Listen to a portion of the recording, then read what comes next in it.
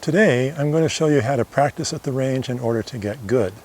But first, I want to tell you how to practice at the range and not get good.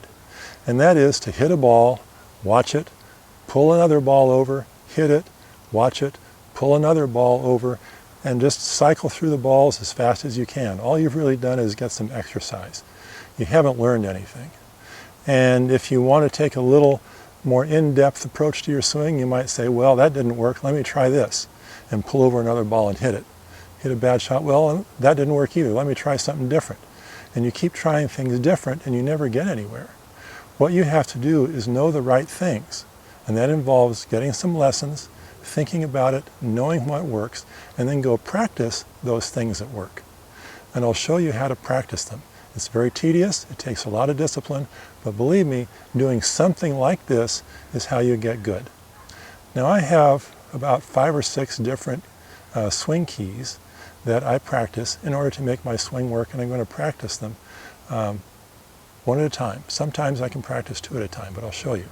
The first one is to take the club away straight and relax. I don't snatch the club away, I take it nice and gentle.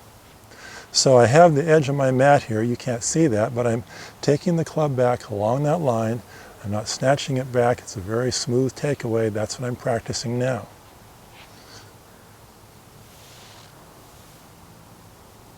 I'll take this away a few times until it feels nice and smooth, nice and relaxed, very normal. Now I'm getting into a groove there. That's what I want to do. Now the next thing is at the top of the backswing. I want to make sure I'm not taking the club back too far. I take it back to my control point, which you can read about in my essay, 6 Fundamentals of the Recreational Golf Swing. I also want to make sure my wrists are hinging properly and that my elbows are not coming apart. I can rehearse all of those 3 things at the same time. So I'll do that. Take it back. Okay. I got the control point pretty well, my elbows are good, but I have to relax a little more to get my wrist hinging the right way. There we go, now we got it. One more. I've practiced that. Now the next thing is swinging through impact. This is the critical part. I want to do 2 things. The first, I want to have the hands leading the club head. The second thing is I want to have my right side firing forward this way. My right knee, I should say, my right knee. Now the right knee is not important in itself, but it's a sign that my whole right side is coming through, because you can swing the club this way. See, my right side hardly moved, and you're not going to get anything out of the golf shot. That right side, as indicated by the right knee, has to be moving forward.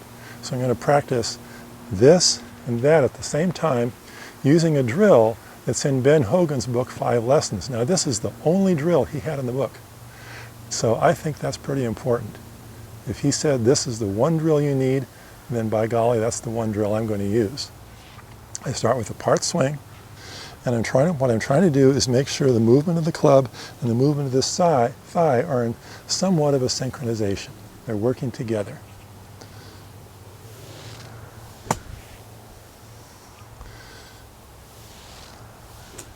Okay, it's coming around. It's not quite like I want it.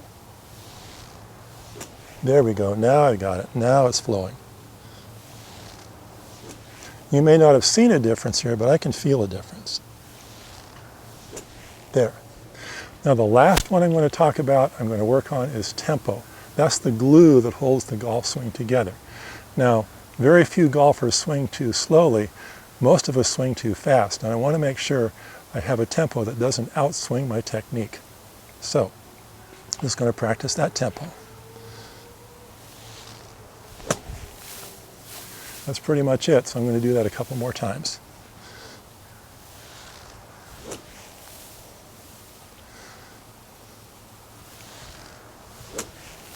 Okay, now I'm ready to hit a golf ball.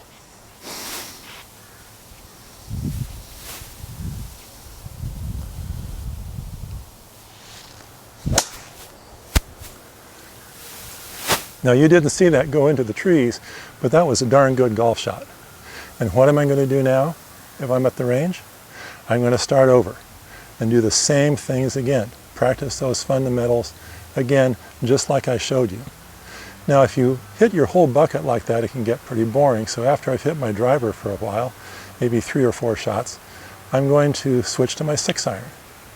Hit a few balls with that one, switch to my 9-iron. Then I might switch to my pitching wedge to hit a few pitches, because that's a different stroke. But the thing is, the ball is an indicator.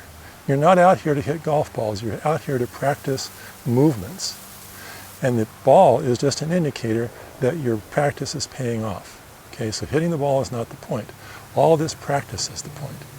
Now, you don't have to do exactly what I did, but you need to do something like it to rehearse these movements over and over and over so they become automatic, and make sure they're the correct movements. And that, my friends, is how you become a good golfer. I'm the recreational golfer. Thanks for watching.